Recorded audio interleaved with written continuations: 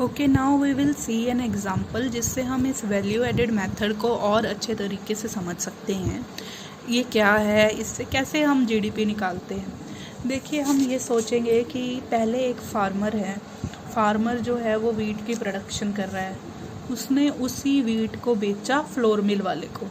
Flour mill वाले ने उस वीट से बनाया फ्लोर। फ्लोर बनाने के बाद उसने जो है फ्लोर मिल वाले ने उस फ्लोर को बेकर को सेल किया। बेकर ने ब्रेड बनाई। अब ब्रेड बना के उसने क्या किया, होल सेलर को दे दिया। डायरेक्टली उसने कस्टमर से डील नहीं किया है यहाँ पे। उसने इस चीज़ को कहाँ बेचा, होल सेलर को बेचा। होल सेलर ने उसी चीज़ को आगे किसको सेंड किया, रिटेलर को। रिटेलर ने डायरेक्टली कस्टमर को बेचना है। रिटेलर का जो आउटपुट होगा वो इन्वॉल्व होगा कस्टमर से। अब देखेंगे ये वैल्यू एडिड कैसे चलता है।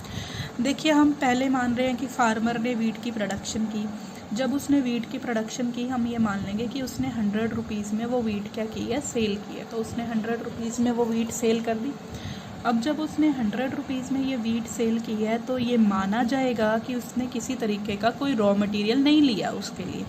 वीट को प्रोड्यूस करने के लिए क्या लगते हैं, सीड्स वगैरह लगते हैं, लेकिन हम ये मानेंगे कि वो इतने वैल्यू के नहीं थे कि हम उनको इंटरमीडिएट कंजप्शन में माने, या फिर हम ये मान के चल सकते हैं कि किसी तरीके की कोई क्या नहीं थी, इंटरमीडिएट कंजप्शन या रॉ मटेरियल रिक्वायर्ड नहीं था उस चीज़ के लिए।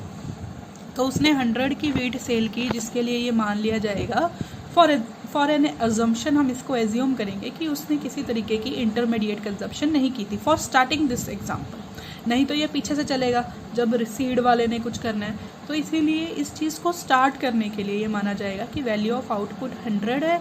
उसने किसी तरीके की कोई रॉ मटेरियल नहीं लिया। मतलब वैल्यू ऑफ आउटपुट 100 का मतलब क्या है, यहाँ पे उसने सेल किया 100 रुपीज़ की वो जो वीट है। जब उसने सेल की 100 रुपीज़ की वीट, और हम ये मान रहे हैं कि उस चीज़ का कोई इंटरमीडिएट कंजप्शन नहीं है, तो उसने कितने की वैल्यू ऐड की, सारी की सारी वैल्यू उसी ने ही ऐड की है। उसी ने सारी चीज़ बनाई है, किसी तरीके की उसने रॉ मटेरियल नहीं लिया। So value of output minus intermediate consumption, value add कितनी कर दी उस फार्मर ने। उस फार्मर ने वैल्यू जो ऐड की है वो करी है उसने 100 रुपीज़। अब जब वो इस चीज़ को, वीट को बेचेगा फ्लोर मिल वाले को, तो उसने ये चीज़ खरीदी है। तो ये चीज़ जो वीट है उसके लिए, यही वीट उसके लिए क्या बन जाएगी, इंटरमीडिएट कंजप्शन बन जाएगी। आप उसके लिए वो आउटपुट था, दूसरे वाले पर्सन के लिए क्या है, वो रॉ मटेरियल है। उसने वीट ली है, कितने के लिए है, उसने 100 की बेची, इसने 100 की खरीद ली, तो उसका इंटरमीडिएट कंजप्शन कितना आ गया, इसका इंटरमीडिएट कंजप्शन आया 100 रुपीज़। अब ये 100 रुपीज़ की इंटरमीडिएट कंजप्शन है। यहाँ पे उसने इस वीट की फ्लोर बनाया और उसको बेचा। जो उसने सेल किया वो किया 150 का। 100 रुपये की चीज़ खरीदी है, 150 रुपये की उसने बेच दी है। वैल्यू ऑफ आउटपुट उसका 150 का है। तो उसने कितनी ऐड की है वैल्यू, उसने 150 की थोड़ी ऐड की है यहाँ पे वैल्यू। 100 रुपये की तो खरीद ही है ना, तो उसने वैल्यू कितनी ऐड की यहाँ पे, 50 की। अब ये फ्लोर मिल वाले पर्सन ने फ्लोर बेचना है बेकर को, तो बेकर जब खरीदेगा तो इसने कितने का बेचा, 150 का। 150 का इसने खरीद लिया। वहाँ से इसने बनाई ब्रेड और बेची कितने की, 200 की। इस स्टेज में कितनी वैल्यू ऐड हुई, 200 माइनस 150 कितने की ऐड होगी, 50 की। जो नेक्स्ट स्टेज आएगी जहाँ पे ये बेकर अपनी ब्रेड को होल सेलर को बेचेगा, उसने बेच दी 200 की। अब ये होल सेलर है, इसने ये 200 की चीज़ लेके 200 की 200 थोड़ी सेल आउट कर देनी है। इसने 200 रुपये का तो सामान लिया है ना, 200 रुपये का तो उसका रॉ मटेरियल है। अब ये इसको कन्वर्ट नहीं करेगा पर बेचेगा उसी वैल्यू पे थोड़ी, नहीं तो उसको क्या फ़ायदा इस चीज़ से। सो वो जब इसको सेल करेगा तो सेल करेगा इससे ज़्यादा वैल्यू पे। उसने कितनी वैल्यू और अपना प्रॉफिट कितना रख लिया इसमें, इसने वैल्यू का प्रॉफिट कितना रखा, 300। तो यहाँ इस स्टेज में कितनी वैल्यू ऐड हो रही है, यहाँ पे हो रही है 300 minus 200 is equal to 100 rupees. Now when it will go to the next stage, जब ये होल सेलर रिटेलर को बेचेगा, रिटेलर ने 300 में लिया, 300 में लेके क्या वो कस्टमर को इस चीज़ को 400 में, इस चीज़ को 300 में ही बेच देगा, नो। तो वो भी इस चीज़ की क्या करेगा, वैल्यू ऐड करेगा। उसने कितनी वैल्यू ऐड कर दी, उसने 100 रुपीज़ का अपना प्रॉफिट रख लिया, उसने कितने में बेचा, 400 में। तो यहाँ पे कितनी वैल्यू ऐड हो रही है, यहाँ पे वैल्यू ऐड हो रही है 100। तो अगर हम देखेंगे, हम हर स्टेज की वैल्यू को ऐड कर लेंगे, टोटल इसका टोटल करेंगे तो टोटल आया 400, और ये चीज़ लास्ट में जाके बिकी भी कितने की, 400 की। ये हमारी GDP होगी। हमने टोटल प्रोडक्शन की है इकोनॉमी में। टोटल प्रोडक्शन तो हमने जो चीज़ जो लास्ट में कस्टमर तक पहुंची तो वो तो 100 की पहुंची ना, तो ये हमारी GDP हुई है, इतने की हमने प्रोडक्शन की है। और इसको निकालने के दो तरीके होते हैं, इसको निकालने के तरीके दो होते हैं। एक ये तो, या तो आप क्या करो, जितनी आपने वैल्यू ऐड की है, यानी ऐसे 100, 50, 100, हर स्टेज की वैल्यू एडेड को टोटल कर लो, तब भी आपकी GDP आ सकती है। या फिर हम क्या कर सकते हैं, जितने में हमने कस्टमर को बेचा, यानी जो हमने फाइनल आउटपुट बेचा उसको कंसीडर कर लो। लास्ट में तो हमने 400 का बेचा था ना किसी चीज़ को, या तो ये कर सकते हैं कि वो ले लो वैल्यू, बाकी सारी चीज़ें छोड़ दो, या हम कर सकते हैं टोटल वैल्यू एडेड का टोटल कर लें। अब ये हो गया हमारी एग्जाम्पल, जिसमें हमने देखा कि ये जो वैल्यू एडिशन है वो हर स्टेज में वर्क कैसे करती है, क्या होता है इसमें। हम देखते हैं कि जब भी कोई चीज़ किसी एक प्रोडक्शन प्रोसेस से दूसरे प्रोडक्शन प्रोसेस में जा रही है, तो हर पर्सन जो हर प्रोड्यूसर है उसमें किसी ना किसी तरीके की वैल्यू ऐड करेगा, अपना प्रॉफिट कमाएगा।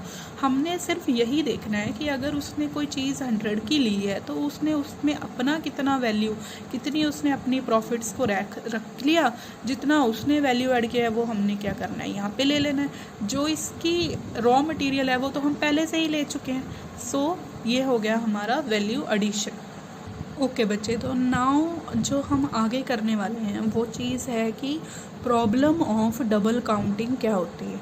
प्रॉब्लम ऑफ डबल काउंटिंग आती है जब हम क्या करें, जब हम ये ना देखें कि हमारी चीज़ की इंटरमीडिएट कंजप्शन कितनी है, हम सिर्फ उसका वैल्यू ऑफ आउटपुट ले लें।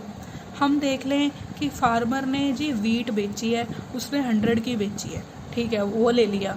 फिर फ्लोर मिल वाले ने 150 की चीज़ बेची है, वो ले लिया। बेकर ने ब्रेड बेची 200 रुपये की, वो ले लिया। होलसेलर ने ली 300 रुपये की कोई चीज़ बेची, वो ले लिया। फिर रिटेलर ने जो बेचा वो 400 का बेचा, वो भी ले लिया। टोटल कर लिया और अपनी GDP 1150 की बना ली। ये तो हमने देख लिया, हमने सिर्फ उसका आउटपुट लिया। हमने ये नहीं देखा कि जो फार्मर ने वीट बेची है वही तो फ्लोर मिल वाले ने यूज़ की है, उसने वही चीज़ तो कंज्यूम की है, उसकी भी तो कुछ वैल्यू होगी, उसको भी तो डिडक्ट करो। ये हम देख नहीं रहे। हम क्या कर रहे हैं, इसने जो प्रोड्यूस किया वो भी ले लो, इसने जो प्रोड्यूस किया वो भी ले लो, ये जो प्रोड्यूस कर रहा है वो भी ले लो। जब हम सिर्फ वैल्यू ऑफ आउटपुट को कंसीडर करते हैं, जब हम ये नहीं देखते कि उसमें कितना इंटरमीडिएट कंजप्शन है। सो जो हम देख रहे हैं वो हम कर क्या रहे हैं, यहाँ पे सिर्फ हम वैल्यू ऑफ आउटपुट को ले लें। यहाँ पे हमने सिर्फ ये देखा कि फार्मर ने जो बेचा वो भी ले लो, फ्लोर मिल वाले ने जो बेचा वो भी ले लो, फिर जो बेकर ने सेल किया वो भी ले लो। ये ना देखें कि उस चीज़ को बनने में किसी तरह की इंटरमीडिएट कंजप्शन भी तो लगी होगी, कोई रॉ मटेरियल भी तो उसमें लगा होगा, उस चीज़ को हम कंसीडर ही ना करें। सो जो हमारी GDP निकल के आती है वो क्या होती है, बहुत ज़्यादा होती है। अब वो चीज़ जाके लास्ट में बिकी तो 400 की है, लेकिन जो हमारी GDP निकल के आएगी वो आएगी 1150 की। सो ये जो होता है ये करेक्ट नहीं होता, ये इनकरेक्ट चीज़ है किसी भी GDP को कैलकुलेट करने की, जहाँ पे इसको बोला जाता है प्रॉब्लम ऑफ डबल काउंटिंग। अब यहाँ पे डबल काउंटिंग कैसे हो रही है, देखो वीट यहाँ पे भी काउंट हो गई, फ्लोर मिल वाले ने भी तो वही वीट ली है, वो यहाँ पे भी काउंट हो जाएगी। फिर बेकर ने जब ब्रेड बनाई है तो उसने ये वाली वीट भी ली थी, उसी का ही फ्लोर बना था, वो फिर से काउंट हो जाएगी। यहाँ पे हम किसी तरह की इंटरमीडिएट कंजप्शन को माइनस ही नहीं करें तो ये तो बार बार काउंट ही होते जाएंगे। इस चीज़ को कहा जाता है प्रॉब्लम ऑफ डबल काउंटिंग। अब इससे रिकवर करने के दो तरीके होते हैं। There are 2 methods by which we can overcome from this problem of double counting of GDP। So इससे हम कैसे कर सकते हैं, there are 2 methods. The first one is final output method. According to this method only final goods and services are considered in the estimation of GDP।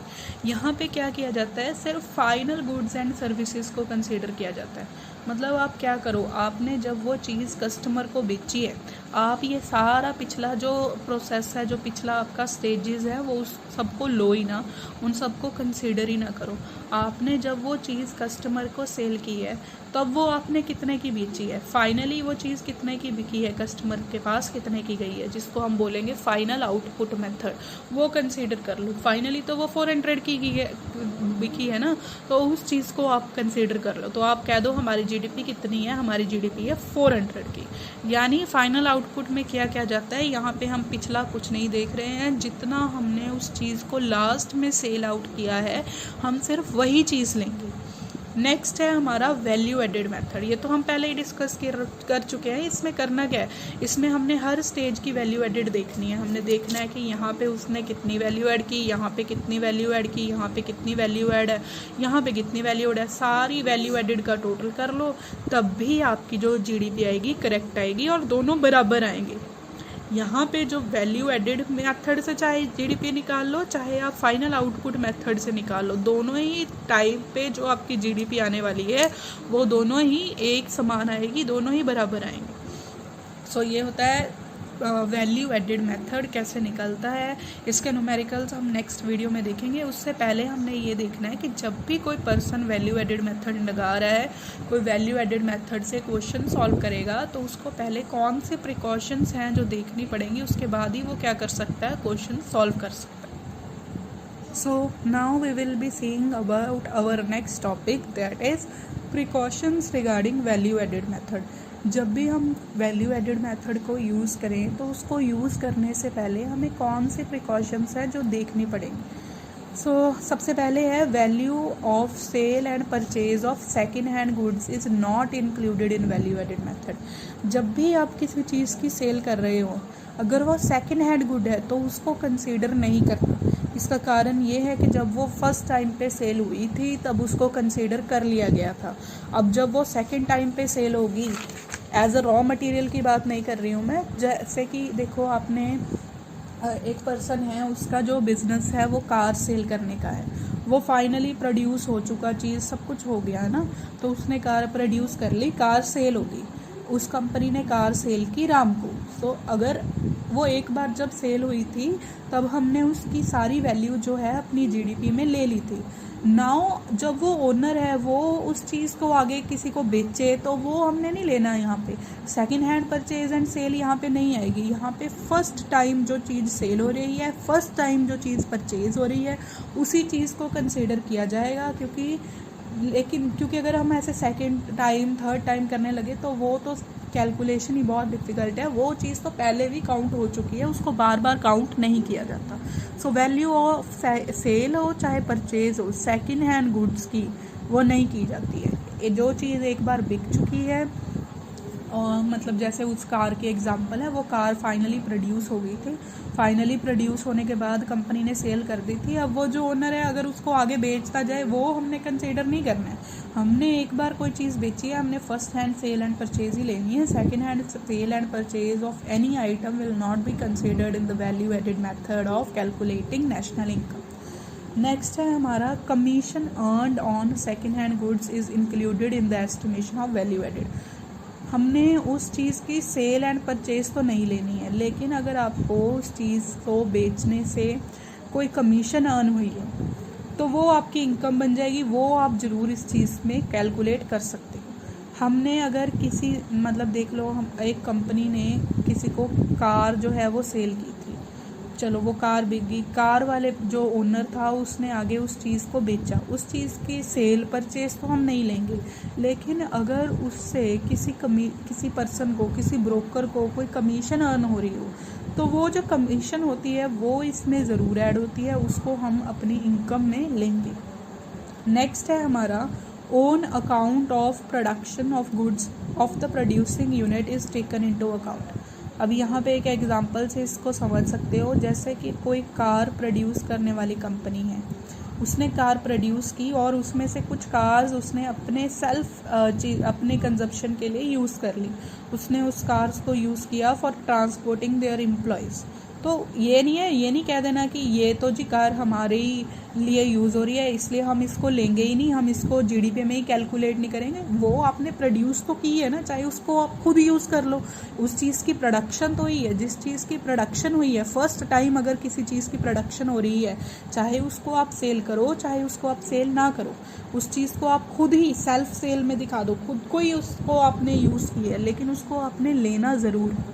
On account production of goods of the producing unit is taken into account. यहाँ पे आपने उसको लेना ज़रूर होता है, यहाँ पे आप उसको छोड़ नहीं सकते।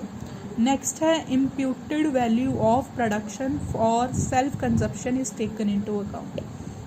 इसका मीनिंग ये है कि जैसे हमने वहाँ पे कार की एग्जांपल ली थी, यहाँ पे हम किसी वीट की प्रोडक्शन की एग्जांपल ले सकते हैं कि अगर आप कोई चीज़, दोनों पॉइंट सिमिलर ही हैं, वहाँ पे जो गुड्स की बात हो रही थी, यहाँ पे जो बात होगी वो होगी खाने पीने वाली चीज़ों की, जैसे वीट की प्रोडक्शन होती है। फार्मर्स जो होते हैं वो क्या करते हैं, वो कभी भी मतलब जो वीट होती है ना, वो खुद के लिए भी तो यूज़ करते हैं ना उस चीज़ को। तो चाहे आपने वो चीज़ बेची चाहे आपने नहीं बेची, उस चीज़ की आपने प्रोडक्शन की है, जिस चीज़ की आपने प्रोडक्शन की है उसको आपने जीडीपी में काउंट करना ही करना है, वैल्यू एडेड मेथड में वो काउंट होगा ही होगा।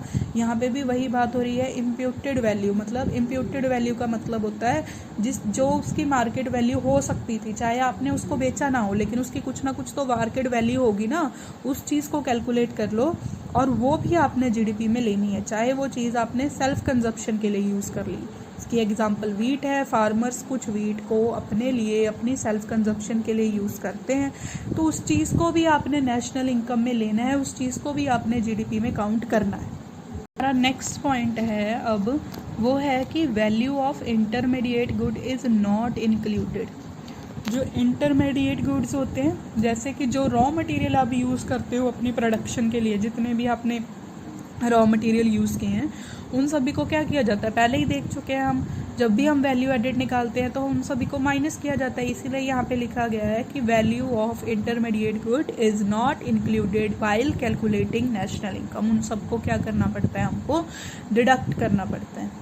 नेक्स्ट जो पॉइंट है वो ये है कि imputed rent on owner occupied house is taken into account. इसका मतलब है कि अगर आपके पास प्रॉपर्टी है, आपके पास किसी तरह की प्रॉपर्टी है जो आप रेंट पर दे सकते थे लेकिन आपने नहीं दी हुई, आप उसमें खुद ही रह रहे हो, ओनर ऑक्यूपाइड हाउस है, उसका कुछ तो रेंट होगा, मार्केट में उसकी कुछ तो वैल्यू होगी, उस प्रॉपर्टी की इम्प्यूटेड रेंटल वैल्यू भी जब भी आप नेशनल इनकम निकालोगे तो आपको वो भी कंसीडर करनी पड़ेगी, वो भी आप लोगे। इम्प्यूटेड रेंट मतलब नोशनल रेंट, जिसको हम कह सकते हैं कि जो हमने according to the market value खुद ही कैलकुलेट की है। कोई ऐसा घर जिसमें आप खुद रह रहे हो, ओनर ऑक्यूपाइड हाउस है, लेकिन उस ओनर ऑक्यूपाइड हाउस की भी कोई ना कोई जो है वैल्यू ज़रूर होती है, तो जब भी आप नेशनल इनकम निकालोगे तो उस चीज़ को भी आपने कंसीडर करना है। नेक्स्ट पॉइंट है services for self consumption are not taken into account.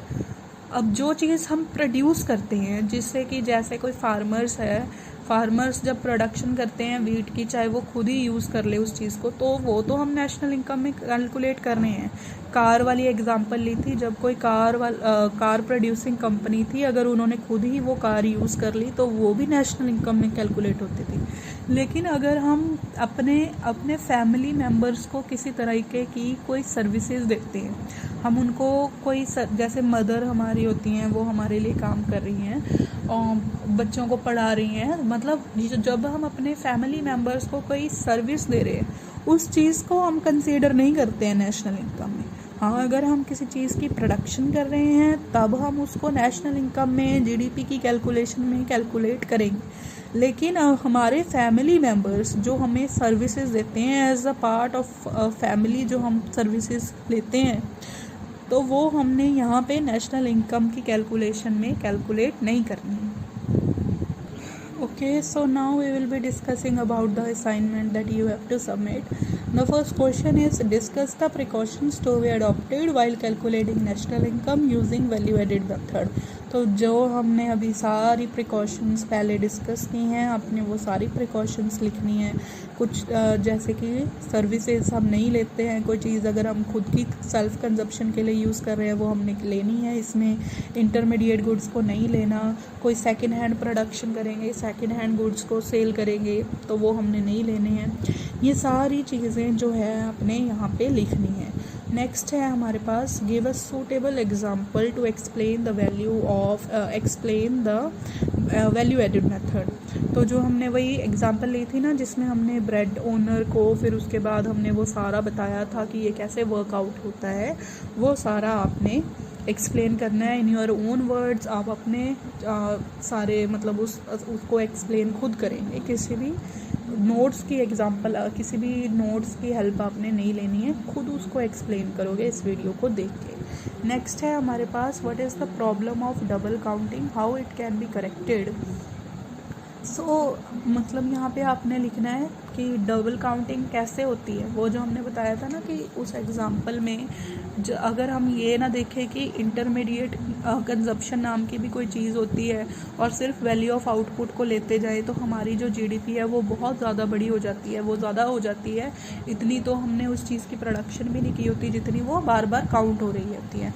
और उसको क्योर करने के 2 मेथड्स हमने किए थे, एक था फाइनल आउटपुट मेथड और सेकेंड था वैल्यू एडेड मेथड। इसके नोट्स मैं आपको ज़रूर भेज दूँगी, इसको देखने के बाद आपने वो कंप्लीट करना है। ये 3 क्वेश्चंस हैं आपके असाइनमेंट के, इसको कंप्लीट करना है।